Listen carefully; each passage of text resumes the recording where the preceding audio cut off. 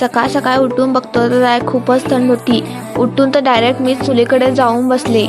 Hello नमस्कार मंडळी, आजच्या ब्लॉगमध्ये तुमचं स्वागत आहे. सकाळ सकाळी उठून पप्पा म्हटलं पाय दाबे. मी म्हटलं काय थोडं पूल लागेल म्हणून मी पण पप्पाचे पाय दाबायला गेलो. पप्पाचे पाय दाबून झाल्यानंतर घर सगळं झाडून घेतलो. मग मी झोपलेला हातरून पण काढलो. होय मी खालीच झोपतोय.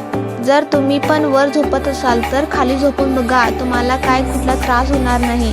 जमिनीवर झोपायचं रे. मला भाकरी करायच्या होत्या. भाकरी करण्यासाठी मी तवा घासला. तवा एवढं चोळलो की खरं तरी पण तो का पांढरा झाला नाही. म्हटलं तर असू दे, माझे हात काळे होते. मग भाकरी करायच्या होत्या म्हणून पीठ चाळून घेतलो. पीठ चाळून घेतल्यानंतर गॅसावर पाणी ठेवलो. माझ बघून तुम्हाला वाटेल काय मी भाकऱ्या करतो म्हणून. बघा कशा आहेत माझ्या भाकऱ्या, वड्डा फुलास का फुगालं. फक्त गॅसावर नाही तर मी चुलीवर बी भाकऱ्या फुगू शकतो. हो, एवढं टॅलेंट आहे माझ्यामध्ये.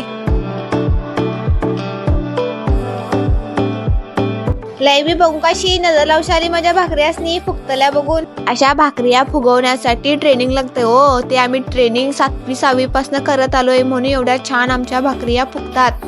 जर तुम्हाला पण भाकऱ्या फुगवायच्या आहेत तर कमेंट मध्ये सांगा. ट्रेनिंग कुठली ते मी सांगतो तुम्हाला. मस्त भाकऱ्या पण मऊ झालेल्या आणि एक प्लस पॉइंट म्हणजे माझ्या आवडती भाजी पण होती. या मग नाश्ता करूया बसून.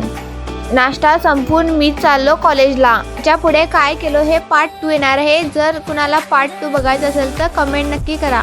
बाय, भेटू नेक्स्ट व्हिडिओ मध्ये.